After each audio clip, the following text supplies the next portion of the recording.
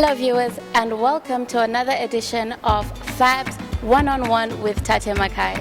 Today I am joined by a very special guest all the way from Nigeria, Francis Agoda, popularly known as Agodai. And I bet you didn't know that was his real name. So Agodai, welcome to the show. Yeah, thank you very much.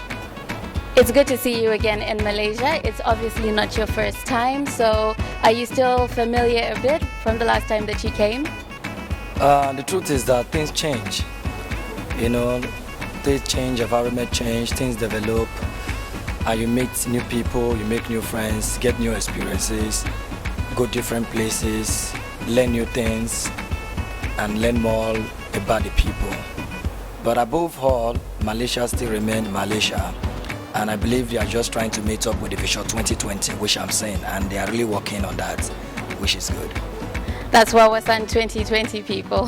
And it's nice to know that everybody's taking notice. So how are you finding Malaysia so far? I hope Malaysia has been kind to you so far. Yeah, Malaysia is so nice, but just that where I get Africa food is too far from my hotel room, you know, because I'm not really used to this Asia food. Chinese I can manage, but Africa food, I'm really Africa boy. I'm a Niger Delta boy. Those amala, ogwa starch, banga soup, I am missing it all. And since I came, they've been giving me jollof rice and just vegetable soup. And I'm having problem already with my stomach because the combination of, you know, vedogos. Because most of the ingredients they use here, they are not really the real one from Niger. So in fact, my tummy is not speaking Asia. So you're really feeling a bit far from home? Yeah, really far from home, but the people around makes me feel that I'm really close to home. Oh, that's nice. And I know comedy has taken you all around the world. You've been to Asia, America, Europe is like your back door, basically. But with each environment, obviously, as you probably know, everything is different there and how the crowd relates to you is different. So how do you prepare for every show? Yeah, comedy is a thing of the mind, and it takes special devotion and personal commitment. And as a comedian, you need to understand what's happened in every environment. You need to do research so that you don't crack a particular joke that will be very offensive to people. Comedy is supposed to be a means of uplifting people. It's supposed to be a message that you try to pass out so that even your listener will then hear you when you talk. There must be collectives, idea, things that they can really use to uplift their fundamental status. And doing that, before you travel to any place, you must understand their culture, their religion, their lifestyle, and what they do.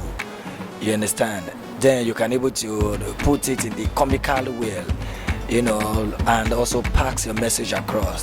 While you are teaching, while you are communicating with them, you are putting the humor inside the comedy. So without research, there is no comedy. You must research. You must understand that you are talking to intellects, people of different field, professor in banking, you're talking to doctors. So when you go on stage and you tell them that 2 + 2 is 9, which they know is wrong, they won't find it funny. It means that you don't really know what you're doing. But when you go on stage and tell them that 3sy minus syz equals to love, they say you got it.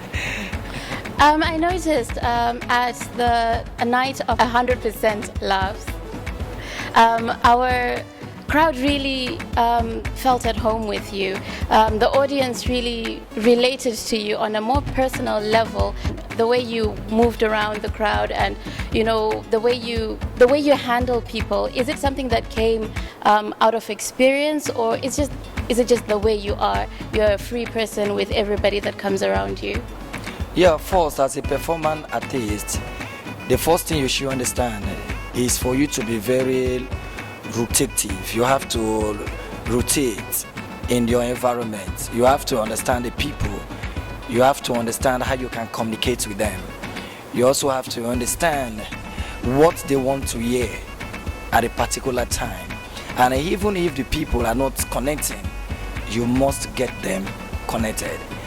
So you must understand, because while you are walking around, there are things you can see that you can still play with. You understand? Those are not things that you planned. These are just things that you just see. You just, okay, fine, this thing is good to talk about. Let me just talk about it. You understand? But it's not every show that one is really allowed to move around.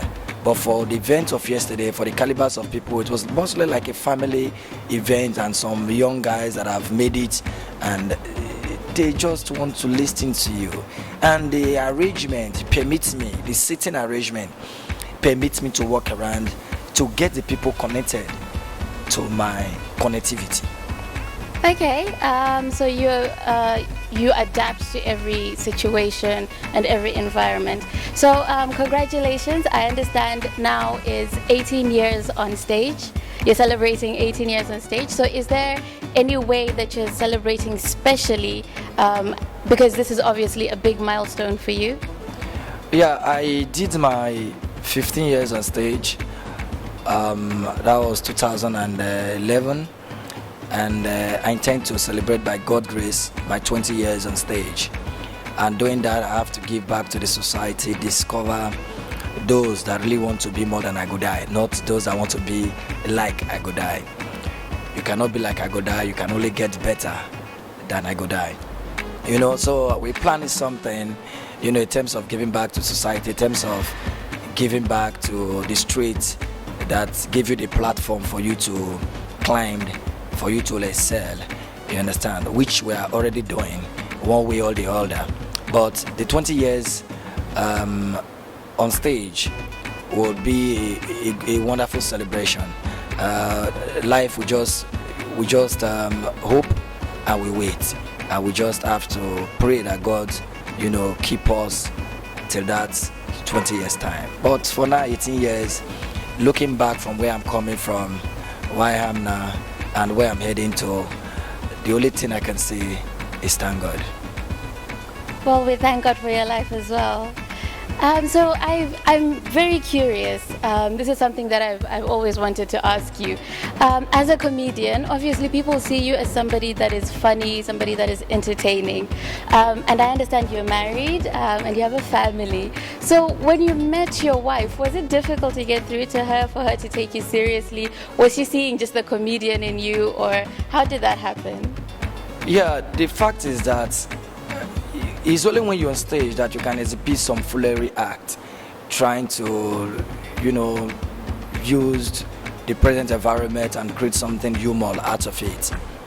You know, when it comes to personal life, I believe that issue about my family are not things that I discuss. Thank God, you know, I'm married and I have a lovely son. You know, so if I am not serious, I don't think she'll still be with me.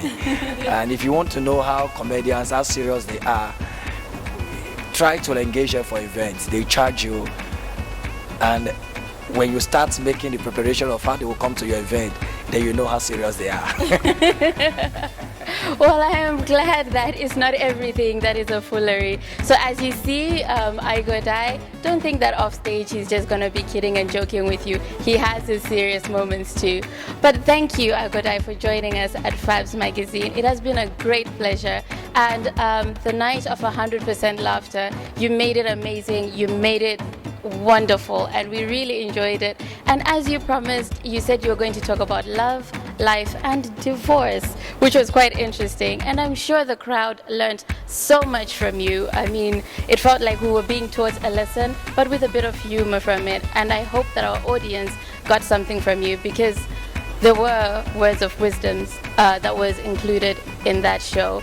Thank you, Agodai, for coming, joining us. Thank you very much. Thank you very much. Thank you very much. And thank my people for all the love that you've been showing Agodai, because without you, there is no Agodai. And like I always tell people, please don't be scared to pronounce the name I Go Die. It's not you that is answering it, it's me. Stop telling me I Go Die, change your name. I'm the one answering that name. And I'm not scared. Why? I've told you time with that number that the I Go Die is not like death, like giving up the ghost. It's IGODYE. It was when there was no money that I said die.